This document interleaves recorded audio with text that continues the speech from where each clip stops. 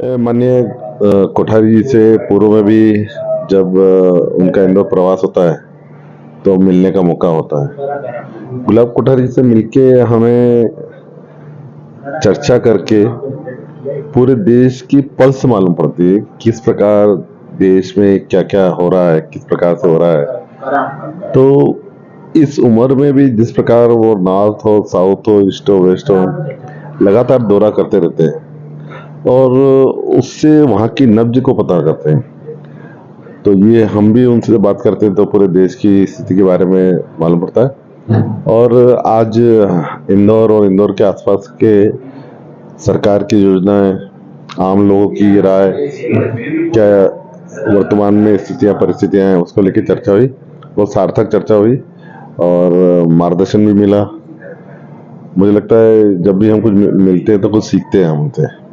बहुत धीर गंभीर है और बहुत ही उनको देश का ज्ञान है, हर क्षेत्र का ज्ञान है, हर योजना का है, हर क्षेत्र का है, चाहे सामाजिक हो, सांस्कृतिक हो या अन्य कोई क्षेत्र। भाई साहब हमारे बहुत अनुभवी पत्रकार है और पत्रकारिता जगत में उनका नाम पूरे हिंदुस्तान में जाना जाता है।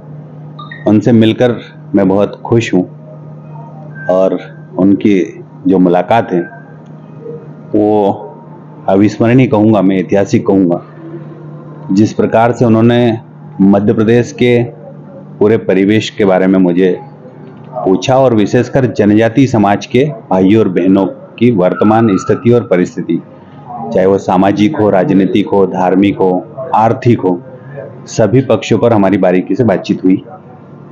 और आदिवासी समाज, देश के यशस्वी प्रधानमंत्री माननीय नरेंद्र मोदी जी के नेतृत्व में और मध्य प्रदेश में भारतीय जनता पार्टी की सरकार ने, या डबल इंजन की सरकारों ने जिस प्रकार से हमारे आदिवासी समाज को सामाजिक न्याय प्रदान करने का काम तो किया ही किया, लेकिन आर्थिक रूप से उनको संपन्न बनाने का भी काम किया और ऐतिहासिक रूप से उनके महापुरुषों के नामों को इतिहास में दर्ज कराने का काम भी किया।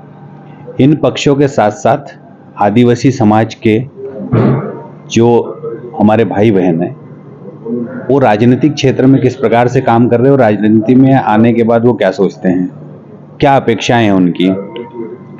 तो कुल मिला के इतना ही है कि हमारा आदिवासी समाज सड़क, बिजली और पानी, चिकित्सा और शिक्षा और रोजगार और विशेषकर खेती करता है वो, तो खेती को लाभ का धंधा बनाने के लिए जो काम भारतीय जनता पार्टी की सरकारों ने किया है, उनको लेकर समाज के बीच में क्या रिफ्लेक्शन है, इस पर हमारी बहुत विस्तार से चर्चा हुई।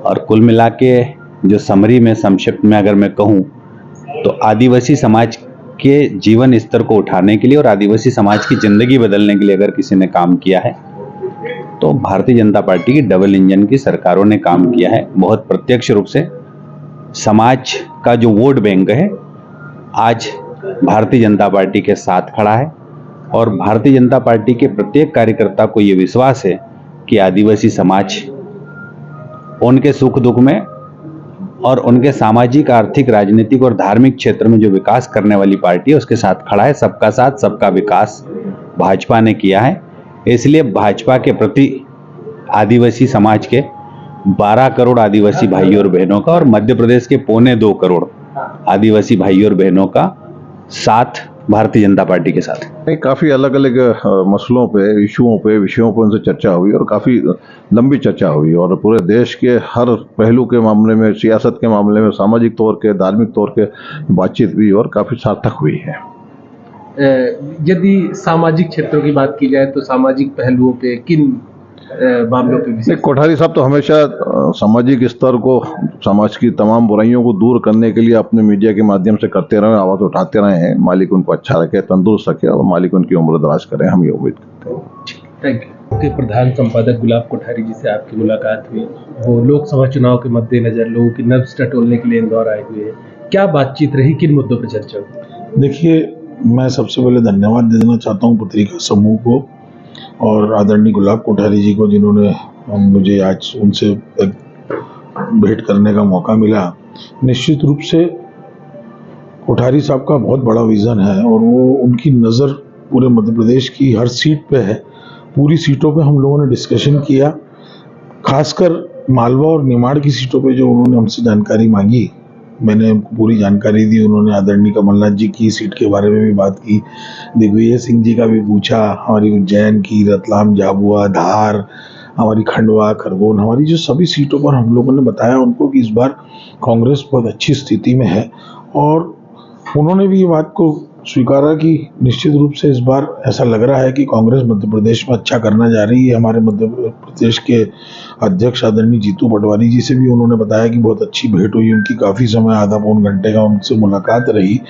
तो सब मिला के उन्होंने कहा कि इस बार ऐसा लगता है कि कांग्रेस मध्य प्रदेश में अच्छा करने जा रही है। और निश्चित रूप से मध्य प्रदेश में हम लोग इस बार लगभग 12-13 सीटों पर बहुत अच्छी स्थिति में हैं और हम लोग इस बार बहुत अच्छा करने जा रहे हैं। आदरणीय गुलाब कोठारी जी एक ऐसा नाम है जो अपने आप में ही प्रेरणादायी हैं, बहुत प्रेरणा स्रोत हैं हमारे लिए और कई सेवा के कार्य हमने उनसे सीखे हैं और आगे उसको बढ़ा रहे हैं।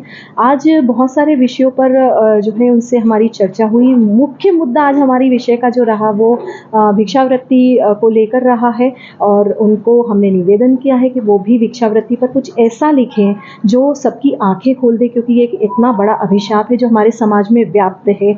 और डेफिनेटली उन्होंने मुझे अश्योर किया है कि वे इस पर एक लेख ज़रूर लिखेंगे और उन्होंने हमें सुझाव भी दिए हैं कि बाल भिक्षावृत्ति रोकने, सिर्फ रोकना ही नहीं, उन्हें अगर हम शिक्षित कर सकें तो उन्होंने कहा है कि एक एक उद्योगपति को आप कन्विंस करें कि एक एक बच्चे की वो जिम्मेदारी ले, कि उसकी शिक्षा से लेकर उसके अन्य खर्चों की भी जिम्मेदारी ले। तो इस तरह से समाज से भिक्षावृत्ति दूर हो जाएगी। ऐसे बहुत सारे चर्चा आज हम लोगों ने की है और बहुत ही अच्छा अनुभव रहा है उनके साथ में।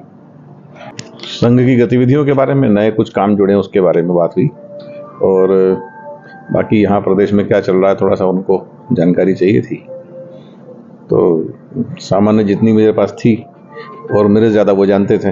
अच्छा। हाँ, उनका अनुभव मेरे से बहुत ज़्यादा है, अध्ययन भी ज़्यादा है और इसलिए मेरे से जो मैं कह रहा था वो पहले ही बता रहे थे कि हाँ ऐसा है। मैं अपडेट होते जा रहा था कुल मिला के।